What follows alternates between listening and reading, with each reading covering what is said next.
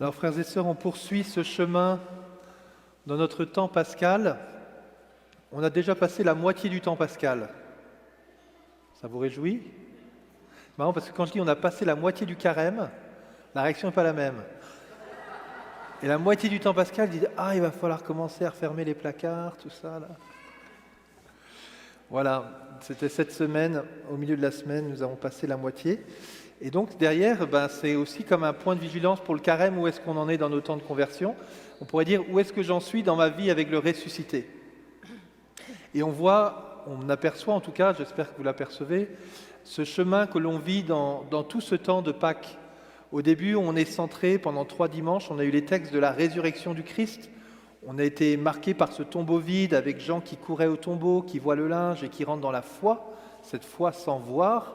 Et puis on a médité ces différentes apparitions à Marie-Madeleine, puis aux 12, pour rappeler cette historicité. Le Christ est ressuscité, c'est un fait historique, et notre raison a le droit de se joindre au phénomène de la résurrection, que ce n'est pas juste quelque chose de gens qui n'ont pas réfléchi, que c'est tout à fait cohérent. Et les Écritures et la transformation des apôtres nous aident à rentrer dans ce chemin où nous pouvons adhérer au mystère de la résurrection. Et puis depuis la semaine dernière, on a quitté ces grands textes de la résurrection. On a eu le bon pasteur la semaine dernière, je connais mes brebis et mes brebis me connaissent. Et aujourd'hui, on a le texte sur la vigne. Je suis la vigne véritable. Et nous avons donc cette série de discours qui reprend un peu ce que le Christ vit avec ses apôtres pendant le temps pascal et ce que nous sommes invités, nous aussi, à vivre avec le Christ dans toute notre vie, à rentrer dans cet apprentissage de Jésus qui vient, qui nous parle et qui est là, mais qui en même temps n'est plus là. Et c'est tout un va-et-vient qui n'est pas simple. Et donc, on voit ces apôtres qui ont des apparitions, mais qui aussi petit à petit apprennent à vivre avec ce ressuscité qui rentre dans un autre mode de présence. Et une présence qui est tout autant réelle, puisque les apôtres, alors même qu'ils se disperseront après dans les premiers temps de l'ère chrétienne, eh bien continueront à vivre avec cette présence du ressuscité. Alors, il me semble qu'avec ce texte d'aujourd'hui, nous pouvons creuser nous-mêmes ce mode de présence du ressuscité avec nous. Finalement, le ressuscité n'est pas juste une personne extérieure à nous qui peut nous apparaître de temps en temps pour la consolation de quelques mystiques, et puis le reste du peuple de Dieu, courage, faudra attendre le ciel. Et finalement, ce mode-là n'est pas le mode même qui peut m'aider à avancer plus fermement dans la foi. D'ailleurs, pour avoir vécu longtemps à Paray-le-Monial, Marguerite Marie, quand elle a eu des apparitions du Christ, elle n'était pas sûre d'être dans la vérité.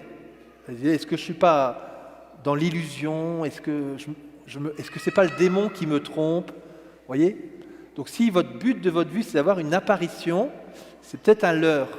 Et puis si vous avez une apparition, ça ne veut pas dire que tous ceux qui sont autour de vous vont vous prendre pour un grand mystique ou se dire « Ah oui, ça y est, le Christ est ressuscité, elle a eu une apparition. » Non, ça ne suffit pas. Nous sommes invités à rentrer dans ce mode plus normal de notre vie chrétienne et qui est pourtant aussi puissant. Pour les jeunes, là, c'est vraiment en fait tout ce que Georges Lucas a développé dans le thème de la force. Vous voyez, c'est réussir à accueillir cette force qui est en toi, que la force soit avec toi, Skywalker. Ça va être un peu la même chose, que le ressuscité demeure en toi. Et c'est toute la grandeur et la joie qui habitent les apôtres dans la résurrection. Finalement, de prendre conscience, et le Christ nous l'enseigne, que non seulement il est ressuscité, non seulement il peut nous apparaître, mais petit à petit, il n'est plus seulement extérieur, il est en moi. Je demeure en toi, et tu es invité à demeurer en moi. Et donc c'est pour nous de prendre cette conscience de Christ qui habite en nous. Et ça nous donne une paix incroyable. Wow. Alors, comment nous pouvons rentrer et comment nous pouvons expérimenter ce Jésus qui demeure en nous? C'est tout le thème de ce grand chapitre 15, qui est comme une concentration de plein de fois où Jean, dans son évangile, a posé le mot « demeurer ». « Maître, où demeures-tu? Venez et voyez. » Ils vinrent, ils demeurèrent avec eux ce jour-là. Puis, si vous gardez mes commandements, vous demeurerez en moi. Puis ici, ce grand chapitre. Puis à la fin, ah, et lui, que va-t-il devenir? Jean 21. Si je veux qu'il demeure. Il y a comme un enseignement pour nous tous qui voulons être des disciples du Christ, à laisser le Christ demeurer en nous et nous de demeurer en lui. Alors il y a 2 pistes. Pendant le temps pascal, j'ai développé pas mal la dernière fois dans une longue homélie. Longue, pas si longue, le Père Chatoff a fait plus long que moi la semaine dernière. Vraiment, vous avez de la chance de m'avoir. Hein. Mais donc, j'ai développé cette place de la parole, parce qu'elle revient sans cesse, on l'a dit, hein, dans ce temps pascal. Eh bien, Jésus nous dit, si ma parole demeure en moi, vous demeurerez en moi comme ma parole demeure en vous. Vous voyez, cet attachement à la parole. Très concrètement, aujourd'hui, quel est le verset de l'Évangile que vous allez garder ? Quel est le verset que vous allez garder dans votre cœur et que vous allez ruminer, que vous allez murmurer ? Ça peut être « Moi, je suis la vraie vigne et mon Père est le vigneron. » Wow, c'est ça qui me touche. Parce que la vigne, c'est quand même intéressant, la vigne. Hein. Un bon petit vin, là.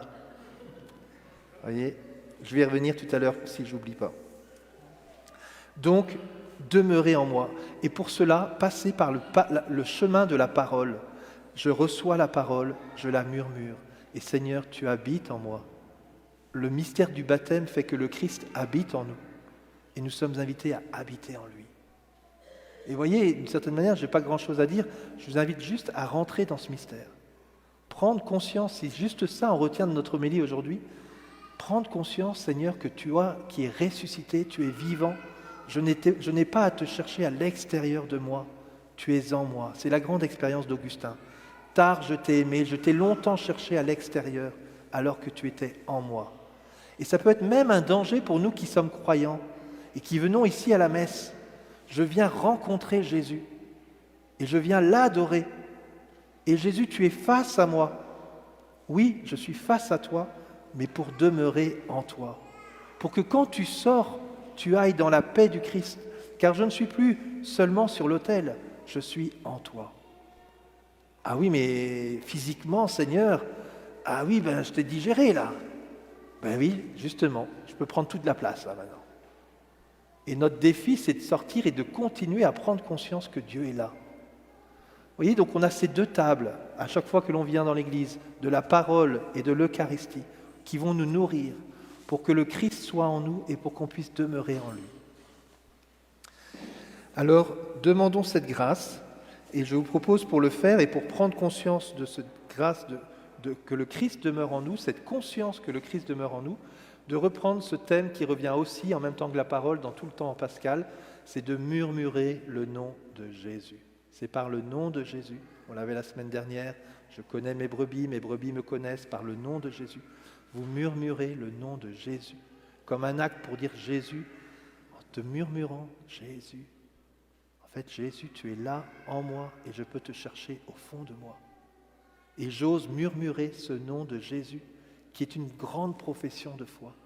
Jésus, ça veut dire que tu me sauves, ça veut dire que tu me rejoins dans mon quotidien. À cette vivre avec le ressuscité, un autre thème qui se dégage de cet évangile, c'est de croître et de grandir avec le ressuscité. Et je ne sais pas si vous avez remarqué, dans ce texte, en tout cas, on m'a invité à prier sur cet évangile, j'ai prié, et le verset qui m'est venu, c'est vraiment celui-là, c'est, voilà, « Tout serment qui est en moi, mais qui ne porte pas de fruit, mon Père l'enlève. Tout sarment qui porte du fruit, il le purifie en le taillant. » Ah, moi je croyais que c'était soit tu n'es pas en Dieu, soit tu es en Dieu et là c'est cool la vie avec Jésus. C'est pas ce que nous dit Jésus. Si tu rentres dans cette vie avec moi, si tu es attaché à la vigne parce que tu veux porter du fruit, eh bien, le Seigneur va te tailler de temps en temps. Il va t'émonder parce que son désir, c'est que tu portes encore plus de fruits. Ah ouais. Alors on a un peu peur quand on entend ça, mais on peut le vivre de plein de manières. Vous voyez, par exemple, Saint Jean, dans sa 2e lettre, il a profondément taillé la communauté là.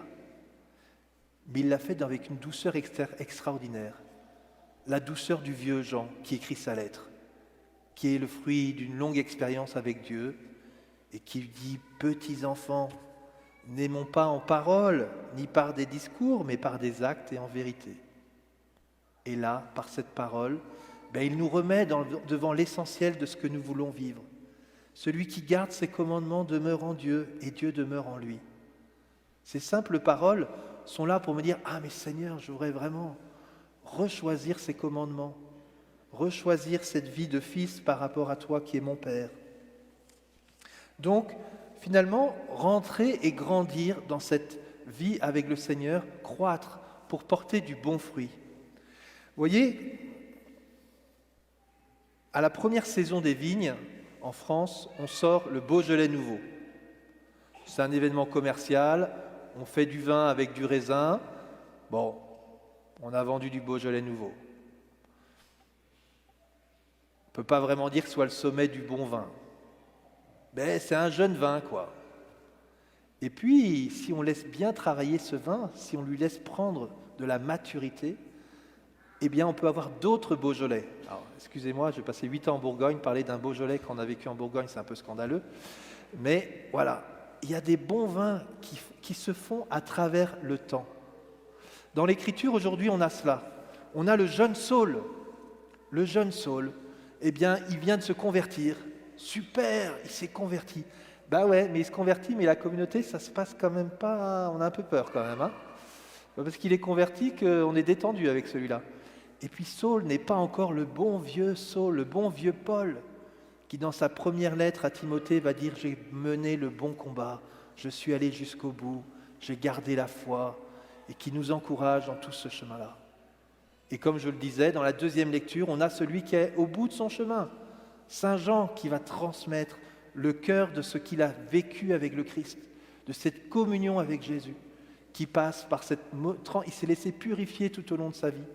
Et là, il peut rentrer dans ce témoignage de la charité. Aimez-vous les uns les autres comme je vous ai aimé. Je vous redonne ce commandement nouveau.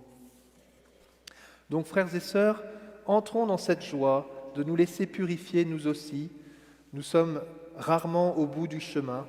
Des fois, on se laisse purifier parce que nos parents nous purifient. Des fois, c'est nos enfants qui nous purifient aussi. Voilà. Eh bien, que le Seigneur nous accorde cette grâce. Mais qu'au milieu de tout cela, nous ne perdions pas le fait que le Christ ressuscité demeure en nous, que nous puissions vivre de sa présence, lui qui est vivant, Jésus. Amen.